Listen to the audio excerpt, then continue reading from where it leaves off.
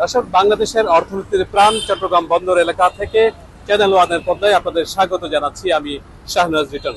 আপনারা ইতিমধ্যেই জেনেছেন চট্টগ্রাম বন্দরকে কেন্দ্র করে বেশ কয়েক মাস ধরে এখানে আন্দোলন সংগ্রাম করছে বন্দর ব্যবহারকারীদের একটি অংশ। তাদের দাবি, সরকার যে বন্দরের কয়েকটি টার্মিনাল বিদেশি কয়েকটি প্রতিষ্ঠানের কাছে পরিচালনার দায়িত্ব দিচ্ছে সেটি নিয়ে তাদের ঘোর আপত্তি এবং সেটি বাতিলের দাবিতেই তারা ধারাবাহিকভাবে আন্দোলন সংগ্রাম করে আসছে। তারই অংশ হিসাবে আজকে বন্দর এলাকার কাছাকাছি কয়েকটি পয়েন্টে তারা অবরোধের ডাক দিয়েছিল, যদিও প্রশাসনের আশ্বাসের ভিত্তিতে সেটি এখন আপাতত স্থগিত করা হয়েছে। আগামী 4 তারিখ পর্যন্ত চট্টগ্রাম বন্দর নিয়ে যে শ্রমিক কর্মচারী ঐক্য পরিষদ স্কপের এবং অন্যান্য যে আন্দোলনকারী প্রতিষ্ঠানগুলো আছে, দলগুলো আছে, তাদের যে সমন্বিত আন্দোলন সেটি 4 তারিখ পর্যন্ত 4 ডিসেম্বর পর্যন্ত স্থগিত করা হয়েছে। আগামী 5 ডিসেম্বর তারা সেটি নিয়ে আবারও আন্দোলনের ডাক দিবেন এবং পরবর্তী কর্মসূচি ঘোষণা করবেন, সেরকমটি আমাদেরকে জানানো হয়েছে। একটু আগেও এই যে বন্দর এলাকায় শ্রমিকরা আন্দোলন সংগ্রাম করেছে, অবরোধ করেছিল।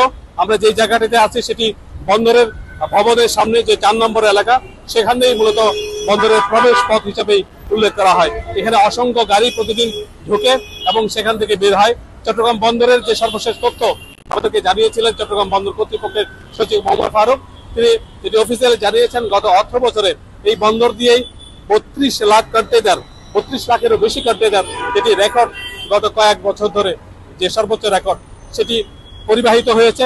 তারা বলছেন যে বিদেশিদের কাছে যদি এই বন্দরের টার্মিনালগুলো পরিচালনার দায়িত্ব দেওয়া হয়, সেই সক্ষমতা বন্দরের অন্তত 3 থেকে 4 গুণ বাড়বে। সেটি নিয়ে মূলত আপত্তি জানিয়েছে বন্দর ব্যবহারকারীদের বড় একটি অংশ এবং শ্রমিকদের মধ্যে একটি অংশ। আমরা একটু আগেও বন্দরের সকাল থেকে দেখেছি চট্টগ্রাম বন্দর এলাকায় পূর্ব ঘোষিত কয়েকটি পয়েন্টে অবরোধ কর্মসূচি পালন করেছে নেতৃত্বাধীন কিছু শ্রমিক সংগঠন এবং একই সঙ্গে বিএনপি পন্থী কিছু শ্রমিক সংগঠন সেখানে অন্তর্ভুক্ত রয়েছে এবং সাধারণ কিছু শ্রমিকরাও সেখানে সেই আন্দোলনে শরিক হয়েছেন। সুশীল সমাজের একটি অংশ সেখানে আছেন। তারা বলছেন যে চট্টগ্রাম বন্দরের যে টার্মিনালগুলো আছে সেগুলো যদি বিদেশি ব্যবস্থাপনায় দেওয়া হয়, সেক্ষেত্রে বন্দর একটি বড় ধরনের নিরাপত্তা ঝুঁকির মধ্যে থাকবে। ভৌগোলিক নিরাপত্তার কথা তারা বলছেন এবং নানা ধরনের তারা যে শ্রমিকরা বঞ্চিত হবেন সেটিও বলছেন। এই যুক্তি নিয়ে তারা বারবার বলছেন যে চট্টগ্রাম বন্দরের যে টার্মিনালগুলো আছে, বিশেষ করে নিউ মেরিন কন্টেইনার টার্মিনাল, সেটি অত্যন্ত লাভজনক চট্টগ্রাম বন্দরের জন্য এবং এখন পর্যন্ত সেটি অনেক বেশি সফলভাবে পরিচালিত হচ্ছে।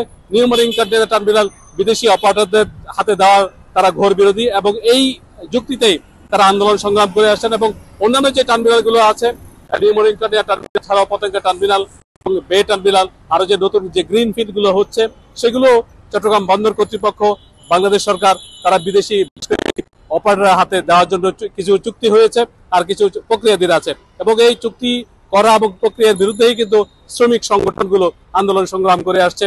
এবং বিএনপির পক্ষ থেকেও বলা হচ্ছে যে এই নির্বাচিত সরকার না হলে সেই ম্যান্ডেট তাদের নাই, এরকম যুক্তি দিয়েই তারা কঠোরভাবে আন্দোলন সংগ্রাম করছেন এবং বিভিন্নভাবে আমরা ইতিমধ্যে দেখেছি তারা বিবৃতি দিচ্ছেন, বিভিন্ন সভা সমাবেশে বক্তব্য আছে। তবে অন্তর্বর্তীকালীন সরকারের পক্ষ থেকে বলা হচ্ছে যে বন্দর যদি বিদেশি যে অপারেটরদের হাতে দেওয়া হয়, তারা বলছেন যে সেটা বন্দরকে দিয়ে দেওয়া হচ্ছে না, শুধুমাত্র পরিচালনার দায়িত্ব কয়েকটি বিদেশি প্রতিষ্ঠানকে প্রতিযোগিতামূলক দরে দেওয়া হচ্ছে এবং সেটি হলে চট্টগ্রাম বন্দরে এখন যে 32 লাখ কন্টেইনার বছরে হ্যান্ডলিং হয় সেটা 1 কোটি ছাড়িয়ে যাবে এবং চট্টগ্রাম যে বাংলাদেশের অর্থনীতির প্রাণ সেটি আরো অনেক বেশি বিকশিত হবে, বাংলাদেশের অর্থনীতির যে সমৃদ্ধি সেটি অনেক বেশি বেগবান হবে।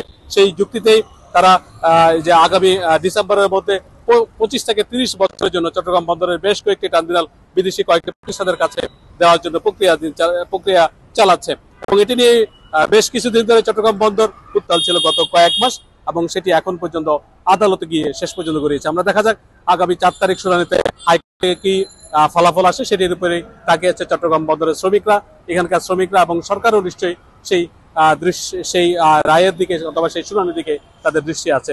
চট্টগ্রাম বন্দর পরিস্থিতি ছিল এই ছিল আমার কাছে সবশেষ। আমরা নতুন কোনো তথ্য পেলে দর্শক আবারও আপনাদের সামনে হাজির হব, সে প্রত্যাশা এখান থেকে বিদায় নিচ্ছি।